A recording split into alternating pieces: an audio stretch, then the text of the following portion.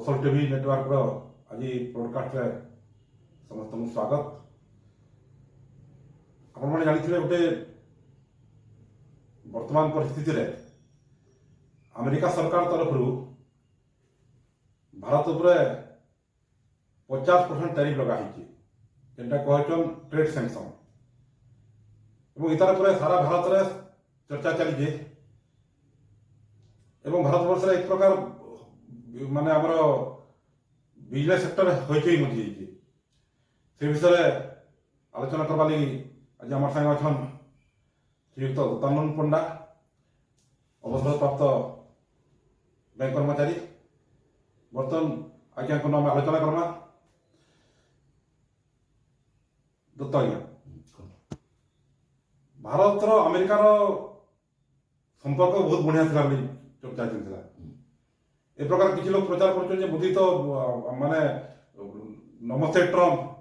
एवं vote for Trump ए प्रकार भी कहते चर्चा चलता सोशल मीडिया में चर्चा चलती प्रकृति किए बर्तमान ट्रम्प ए प्रकार माने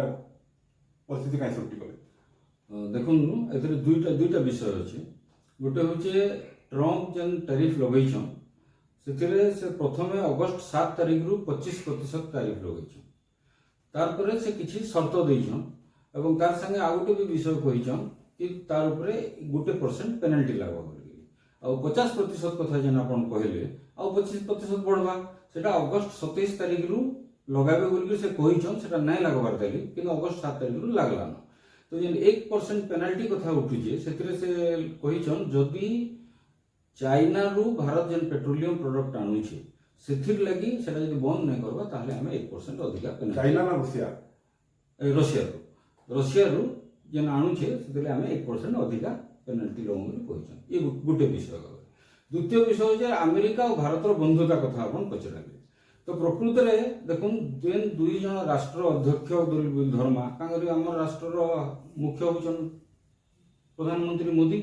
तांकर राष्ट्र रो मुख्य होचन राष्ट्रपति ट्रम्प सेमान भितर जेते भी बंधुता थाउ सेमाने जेहेतु तांकर राष्ट्र के प्रतिनिधित्व करुछन राष्ट्र स्वार्थ के सेमाने आग देखिबे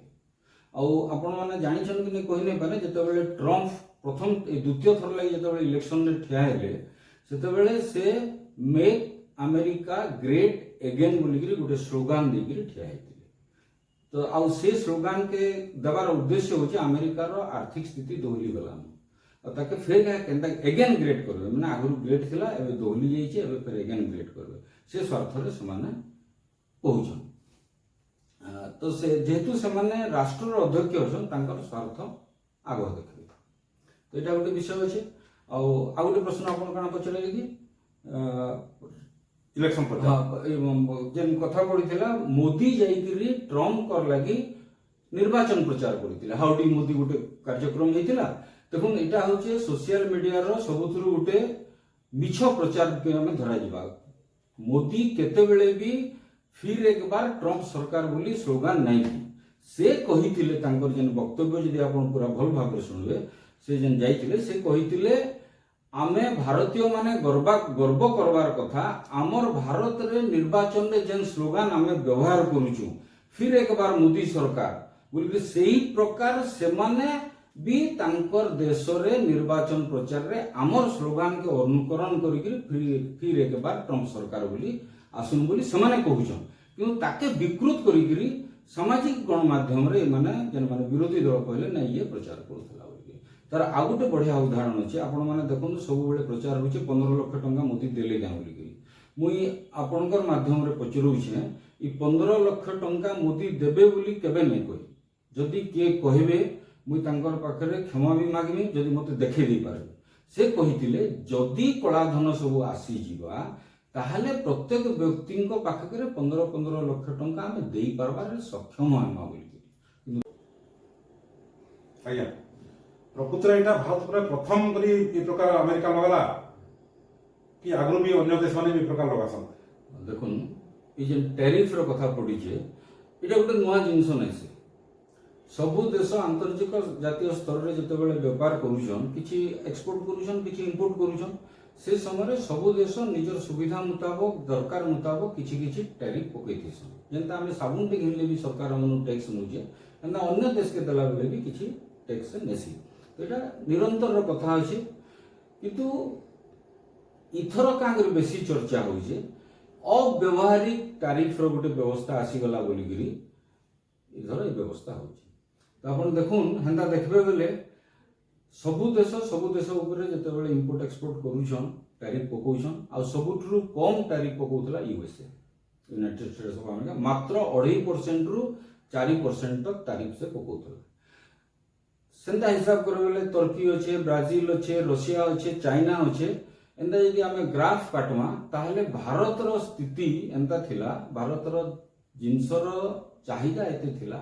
जे भारत 3% रु 18% तक मध्य तारीख विभिन्न देश ऊपर पकईछि आउ सबुठु हाईएस्ट जेन तारीख पडुथला आगु सेटा होची इजिप्ट पकौथला सेटा होची 20% तो एटा गोटे नुआ जिंस नै तो ट्रम्प जेन पकईछन 25% आउ 1% अधिका पकईछन से तांकर होचे विषय होचे एते पकावार द्वारा तांकर निके अधिका टैक्स मिलवा आर समान आर्थिक स्थिति ठीक हेबा बोली कहउछ अव्यवहारिक हेगला बोली कि हमको एते लोकलोचन के जिनिसटा आसीचे अव्यवहारिक काला अव्यवहारिक हला माने आपण जदी 100 टंका जिंस के 2 टंका जेन सरकार मात्र 2 टंका रे टैक्स नै कि किनुतला सेटा के 125 टंका जदी हे जिवा 25% टैक्स हेगला ता ऊपर 1% पेनल्टी पड़ी गला माने 126 टंका हे गला एबे पुनी जदी अगस्त 27 रे जदी तांकर जेन शर्त रे ट्रम्प कहिछन भारत जदी नाही मानवा भारत अवश्य मना कर सारला न किंतु से तारीख देछन अगस्त 27 तक 50-51% हे गला तो सेटा वर्तमान इंटरनेशनल ट्रेड रे सेटा अव्यवहारिक होई लागुचे और अमेरिका केवल भारत के सेटा नहीं करी अन्यान्य देश मानकर ऊपर भी सेंता अव्यवहारिक तारीख पकईचे जेहेतु से तांकर आर्थिक स्थिति दोहली जाइए टैक्स द्वारा से तांकर आर्थिक स्थिति तो इतना द्वारा तो अमेरिका रे दर वृद्धि बहुत बढ़वा कितनी केते दर वृद्धि बढ़वा आपण जदी वर्तमान जदी ई जे सोशल मीडिया कथा हम नहीं कहबा कि व्हाट्सएप कथा हम नहीं कहबा किंतु आपण जदी प्रकृत रे संवाद देखबे तांकर अमेरिका रे जेन पेपर्स अछि कि तांकर जेन मल्टीनेशनल कंपनी माने अछन त माइक्रोसॉफ्ट हला कि हला आ छोट छोट जिनस मन के एबे अमेरिका रे जेहेतु दरदाम बढ़ी जाउचे ट्रम्प विरुद्ध रे गोटे जनमत सृष्टि हला नसन आ गोटे विषय अछि ई जेन टैरिफ बढ़ला भितरे से जेन मागार जेन स्लोगान दैछन मेक अमेरिकन ग्रेट अगेन से स्लोगान ने से किछि सॉफ्टवेयर कंपनी मान को एटा आदेश भी दैछन कि आपण माने भारतीय लोकन को सेथिरे नियुक्ति नाही दोन बोली तार प्रतिक्रिया रे एबे माइक्रोसॉफ्ट कंपनी जेटा भारत रे अछि तार सीईओ जन भारतीय अछन से एबे अमेरिका ऊपर टैक्स पकाबली चाहले न तांको थ्रेटनिंग दैछन ये गोटे विषय अछि और 4 दिन तळे हमर भारत रे जेंदा पीएलआई केस अछि सेंता अमेरिका रो सुप्रीम कोर्ट रे गोटे केस हितला PIR public interest litigation case जेनेसी पीआईआर केस अछि से केस रे वर्तमान ट्रम्प विरुद्ध रे सुप्रीम कोर्ट गोटे टीचर दैछे कि जेहेतु इटा इंटरनेशनल ट्रेड अछि वर्ल्ड ट्रेड ऑर्गेनाइजेशन में हम सदस्य अछु यूनिलैटरली जहा पकई छन टैरिफ सेटा का बेनियम माने इलीगल बोली से गोटे देइछ तार प्रभाव केते पड़बा 4-5 दिन परे जणा पड़बा वर्तमान हम कहिनी कोन जेहेतु मात्र 4 दिन रो वर्किंग अछि चाइयन ट्रम्प घोषणा कले वर्तमान 25% 1% फाइन এবং से 50% মতো নবা লাগি 27 তক দিছন যদি 50% লগাই দেলে মানে ভারতৰ ইকোনমি উপরে কানা প্রভাব পড়বা এটা ଭାରତର ଆର୍ଥିକ ସ୍ଥିତି ଉପରେ ପ୍ରଭାବ ପକାବା ଯେନ୍ ମାନେ କହୁଛନ୍ ମୋଟେ ନାଇଁ ପକାଏ ସେଥିରେ ମୁଁ ଏକମତ ନାହିଁ କିଛି ପ୍ରଭାବ ପକାବା କାଣା ହବା ଆମର ଯେନ୍ ଜିନିଷ ମାନଙ୍କର ଉପରେ ସେମାନେ ନିର୍ଭର କରୁଛନ୍ ସେଟା ତାଙ୍କର ଦେଶକେ ଗଲା बेले आर्थिक तार दाम बहुत बढ़ी ଯିବା ତାଙ୍କର ଇନଫ୍ଲେସନ କେତେ बढ़ी ଯିବା ଆମେ ଯେନ୍ତା ଗୋଟେ ଦ୍ରବ୍ୟର ଇନଫ୍ଲେସନ ହେଇକିରି ଦର बढ़ी गले ଆମେ ତାର ବ୍ୟବହାର କम କରି ଦେସୁ ତାଙ୍କର ଦେଶରେ ବି ସେଇ ମାନବୀୟ ପ୍ରକୃତି ରହିବା ତ ସେମାନେ କିଛି ବ୍ୟବହାର ଯେତେବେଳେ କମ करबे ଆମର ନ ଯାହା प्रोडक्शन होचे ताके कम करवा के पड़ो कम करवा के पड़ले ताके हमर लगी श्रमिक छटेर व्यवस्था आसबा ई सब जिंस आसबा तो हमर ऊपर किछि प्रभाव पड़बा किंतु समस्त जन प्रचार करूछन केवल हमर ऊपर प्रभाव पड़बा सेटा नै अन्य मानकर ऊपर भी तार प्रभाव पड़ो माने जे हमको टैरिफ लगै छै तार ऊपर जन प्रभाव पड़बा तार भी से स्थिति हेबा कांगरी तार बहुत बड़े कंपनी ଭାରତରେ ଅଛି। ତ ସେଇଟା ଭାରତର ପ୍ରଡକ୍ଟ ବୋଲି କୁହାଯିବ। ମୋଦି ଯେନ୍ ସ୍ଲୋଗାନ ଦେଇଥିଲେ ମେକ୍ ଇନ୍ ଇଣ୍ଡିଆ, ସେଇଟା ଭାରତର ପ୍ରଡକ୍ଟ ବୋଲି ଧରାଯିବା। ସେଟା ଯେତେବେଳେ ତାଙ୍କର ନେଇକି ଯିବା, ସେ କମ୍ପାନୀର ଯେନ୍ ଲାଭଟା ସେମାନେ ପାଉଥିଲେ ସେମାନେ ଆଉ ନାଇଁ ପାଇପାରେ। ଏବେ ତାଙ୍କର ଉପରେ ବି ପ୍ରଭାବ ପଡ଼ବା। ଆଉ ଗୋଟେ ବିଷୟ ହଉଛି, ଆଉ ଭାରତର କିଛି ଯେନ୍ ଏକଚାଟିଆ ଅଧିକାର ଅଛି, ସେଟା ହচ্ছে ସଫ୍ଟୱେୟାର ଉପରେ। ଭାରତର ବୌଦ୍ଧିକ ବିକାଶ ଏତେ ବେଶୀ ଅଛି, ଅନ୍ୟ କୌଣସି ଦେଶ ସଫ୍ଟୱେୟାର ଉପରେ ଏତେ କାମ ନାଇଁ କରିପାରନ୍। ତାର ବିନା ସାହାଯ୍ୟରେ ପାଖାପାଖି ସଫ୍ଟୱେୟାର ବନ୍ଦ ହେଇଯିବ। ଏଇଟା ହচ্ছে ସ୍ଥିତି ଅଛି। ଯେତେବେଳେ ବାଜପେୟୀ ସରକାର ପରମାଣୁ ପରୀକ୍ଷଣ କଲେ, ସେହି ସମୟରେ ମଧ୍ୟ ଆମେରିକା ସାଂସନ ଲଗେଇଥିଲା ଭାରତ ଉପରେ, ଏବଂ ସେହି ସମୟରେ ବି ଭାରତ ମୁକାବିଲା କଲା ସେଟାକେ, ଏବଂ ତାର ବିଶେଷ ପ୍ରଭାବ ଭାରତ ଉପରେ ନାଇଁ ପଡିଲା। ତ ବର୍ତ୍ତମାନ ପରିସ୍ଥିତିରେ ଭାରତ ସରକାର କେନ୍ ପ୍ରକାର ପଦକ୍ଷେପ ନେବା କଥା, ଏବଂ ସରକାର ପଦକ୍ଷେପ ସାଙ୍ଗେ ସାଙ୍ଗେ ଆମ ନାଗରିକ କର୍ତ୍ତବ୍ୟ କ'ଣ ହେବା କଥା? ଏବେ ଦେଖୁন, ସାংশনটা ଗୋଟେ ଅଲଗା ବିଷୟ ଅଛି, ଆଉ ଟ୍ୟାରିଫଟା ଗୋଟେ ଅଲଗା ବିଷୟ ଅଛି। ସାংশনଟା ସମ୍ପୂର୍ଣ୍ଣ କିଛି ଜିନିଷ ଉପରେ ବ୍ୟବସାୟ ବନ୍ଦ କରିଦେବାର ବ୍ୟବସ୍ଥା। ଟ୍ୟାରିଫଟା ଆମେ ବ୍ୟବସାୟ ଜାରି ରଖମୁ, କିନ୍ତୁ ତାର ଉପରେ ଅଧିକା ଟ୍ୟାକ୍ସ ନେମୁ। ଏଇଟା ହଉଛି ବିଷୟ। ତ ଆମର ଉପରେ ଯେନ୍ ପ୍ରଭାବ ପଡ଼ବା, ସେଥିଲାଗି ଦୁଇଟା ବିଷୟ ଯେ ଭାରତ ସରକାରଙ୍କର ପ୍ରଥମ ଜିନିଷ ହଉଛି ସେ ଅନ୍ୟାନ୍ୟ ଯେନ୍ ଜାଗାରେ ଆମର ବାଣିଜ୍ୟ ହେଇପାରବା ସେ ବିଷୟ ଗୁଡ଼ିକ ସେ ଏକ୍ସପ୍ଲୋର କରିବା। କାରଣ ସାରା ପୃଥିବୀରେ 147-148ଟା ଦେଶ ଅଛନ୍। କେବଳ ଆମେରିକା ଉପରେ ନିର୍ଭର କରିକି ଆମର ଯେନ୍ ବାଣିଜ୍ୟ ଅଛେ ବୋଲି ଲୋକ ଭାବୁଛନ୍, ସେଟା ନାଇଁ। ସେ ଆମର ସେ ପ୍ରଡକ୍ଟ ଆମେ ଆମେରିକାର ସାଙ୍ଗରେ ବନ୍ଧୁତା ଥିଲା ବୋଲି ଆମେ ଦଉଥିଲୁ, କିନ୍ତୁ ବର୍ତ୍ତମାନ ମନେକର ଅନ୍ୟ କୌଣସି ଦେଶ ତାକେ ଚାହିଁବେ, ଆଉ ଭାରତ ସରକାର ତାକେ ପ୍ରଚେଷ୍ଟା କରବାର କଥା ଅନ୍ୟାନ୍ୟ ଯାହା ଜିନିଷ ଖପତ ହଉଛି ଆମେରିକାରେ, ସେତିକି ଜିନିଷ ଆମେ ଅନ୍ୟ ଦେଶରେ ପହଞ୍ଚେଇ ପାରବାର କଥା। ଏକ। ଦ୍ୱିତୀୟ କଥା, ଆପଣ ପଚାରିଲେ ନାଗରିକର କର୍ତ୍ତବ୍ୟ ଅଛି। ନାଗରିକର କର୍ତ୍ତବ୍ୟ এই ଜାଗାରେ ଅଛି, ଆମେ ଛୋଟ ଛୋଟ ଜିନିଷ ଯଦି ବ୍ୟବହାର ବିଷୟ ଦେଖମା, ଆମେ ବହୁତ ଗୁଡ଼ା ବିଦେଶୀ ଜିନିଷ ଆମେ ବ୍ୟବହାର କରୁଛୁ। ଏବେ ଆମର ଯେନ୍ତା ପଞ୍ଚ ପରିବର୍ତ୍ତନର କଥା ଅଛି, ସେଥିରେ ସ୍ୱର ଜାଗରଣ ଅଛି। ସ୍ୱଦେଶୀ ସ୍ୱ ଭାବନା ବୋଲେ ଆମେ ଯେନ୍ତା ଆଜିକାଲି ଆମର ଭାରତର ଯେନ୍ ତଥାକଥିତ ବୁଦ୍ଧିଜୀବୀ ଅଛନ୍, ସେମାନେ କାଣା କରୁଛନ୍, ସକାଳୁ ଉଠିଲେ କଲଗେଟ୍ କରୁଛନ୍, ବ୍ରୁବଣ୍ଡର ଚାହା ପିଉଛନ୍, କିନ୍ତୁ ଭାଷଣ ଦଉଛନ୍ ଆମେ ସ୍ୱଦେଶୀ ରହମା ବୋଲିକରି। ତ ତାକେ ଆମେ ପ୍ରକୃତ କ୍ଷେତ୍ରରେ ବ୍ୟବହାର କରବାକେ ପଡ଼ବା। ପେଷ୍ଟ କଲା ବେଲେ ଆମର ଦେଶୀ ଜିନିଷ କରମା। ଯେତେ ସମ୍ଭବ ହଉଛି ଆମେ ସ୍ୱଦେଶୀ ଜିନିଷ ଯଦି ଆପଣେଇ ନେମା, ତାହେଲେ ଆମକୁ ଏତାର ପ୍ରଭାବ କମ୍ ପଡ଼ବା। କାଁ କରି ଆମେ ଯେନ୍ କଲଗେଟ୍ ବ୍ୟବହାର ନାଇଁ କରିକିରି ଆମେ ଯେତେବେଳେ ଆମେ ନିମ୍ କଲା ଧରୁନ୍, କି ପତଞ୍ଜଳିଙ୍କର କିଛି କଲା, କିଛି କିମ୍ବା ଡାବରର କିଛି କଲା, ତାହେଲେ ତାର ଦ୍ୱାରା ସେତାର ଯେନ୍ ଇମ୍ପୋର୍ଟ ହଉଛି ସେଟା କମିଯିବା। ତ ଆମର ପ୍ରଡକ୍ସନ এটা যেন কমাবাকে পড়িଥିଲା, প্রডকশন আর কমাবাকে নাই পড়ে, প্রডকশন বড়বা, অতএব শ্রমিক ছটেই নাই।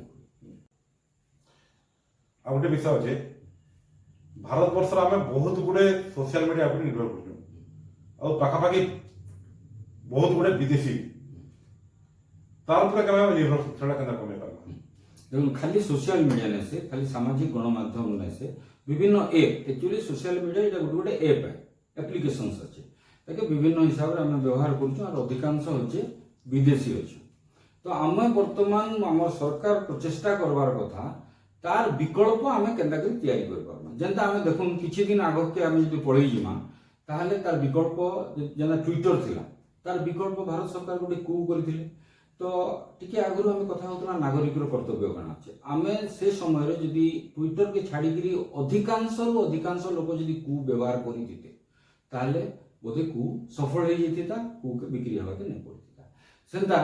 এবে যেন গুগল সার্চ ইঞ্জিন আছে, গুগল সার্চ ইঞ্জিন না হলে আমি কিছু যাহা বি খুঁজুছু সেতরে পাউছু, কিন্তু এবে তার গুগল সার্চ ইঞ্জিনর সিইও আমার ভারতীয় আছে, তারপরে এলেন মস্ক অছন। এবে ভারত সরকার চেষ্টা করুছে কি যেন স্যাটেলাইট ছাড়িছে, ইথির লাগি গোটে অলগা সার্চ ইঞ্জিনটে তৈরি করবা, যার দ্বারা আমକୁ গুগল উপরে নির্ভর করবাকে নাই পড়ে। সেন্তা অ্যামাজন গোটে বিজনেস অ্যাপ আছে, যার মাধ্যমে তার নিজের কিছু নাই ন, কিন্তু সে গোটে অ্যাপ্রে বহুত গুড়া জিনিস রখিকি আমକୁ বিক্রি করুছে। তো আমি কিছু কিছু মাত্রায় আমার যেন তার উপরে নির্ভর করবা, হঠাৎ রাতারাতি আমি বদলাই দেমা বলি চাইলে এটা সম্ভব না। সে যেটা ধরুন গোটে ছোট উদাহরণ দেমি, বর্তমান সবুজ জ্বলন্ত উদাহরণ অপারেশন সিন্দুরে আগুরু ভারত সরকার পাকিস্তান সঙ্গে সিন্ধু জল সমঝোতাকে রদ্দ করে দিলে, কারণ রাতারাতি পানি বন্ধ করে দিলে। আমার ইনফ্রাস্ট্রকচর যাহা তৈরি হয়েছিল তাকে আধার করিকি বন্ধ করিছন, ଆହୁରି ବନ୍ଦ କରବାର କଥା। ଏବେ 3ଟା ନୂତନ ଡ୍ୟାମ୍ ତିଆରି କରବା ଲାଗି ଭାରତ ସରକାର ଯୋଜନା କରି ସାରିଲେନ। ସେ 3ଟା ଡ୍ୟାମ୍ ଯେତେବେଳେ ତିଆରି ହେଇଯିବା 2-3 ବର୍ଷ ଭିତରେ ତାପରେ ଆମେ ସମ୍ପୂର୍ଣ୍ଣ ଭାବରେ ସିନ୍ଧୁ ଜଳସେଚନ ଯେନ୍ ଆମର ଝମଝଟ ଅଛି ବନ୍ଦ ହେଇଯିବା। ଆମେ କହୁଛୁ ବନ୍ଦ କରିଦେଲୁ କାଗଜ କଲମରେ, କିନ୍ତୁ ଧରାତଳରେ ଦେଖିବାକୁ ଗଲେ ବାଧ୍ୟ ହଉଛୁ, ଯେହେତୁ ଆଗରୁ ଆମେ ଡ୍ୟାମ୍ ତିଆରି ନାଇଁ। ସେନ୍ତା ଆମେ ଧୀରେ ଧୀରେ ପ୍ରଚେଷ୍ଟା করবার আছে। যেতে গুড়ে বিদেশী এপ আছে তার বিকল্প তৈরি করবার আছে। অ্যামাজন জায়গায় গোটে স্বদেশী এপ তৈরি করা যে কি বাণিজ্য করি পারবা। ফ্লিপকার্ট জায়গায় আর গোটে স্বদেশী কাଣା করবার আছে যে কি বাণিজ্য করি পারবা। তাকে খালি সেতকি না, নাগরিকর কর্তব্য আমনে যেতବେଳେ বিকল্প উপলব্ধ হয়ে যাচ্ছে আমি তাকে পূর্ণ মাত্রার ব্যবহার করি তার কিছু দোষ ত্রুটি থিলে বি সে দোষ ত্রুটিকে সহিকি আমি তাকে পূর্ণ মাত্রার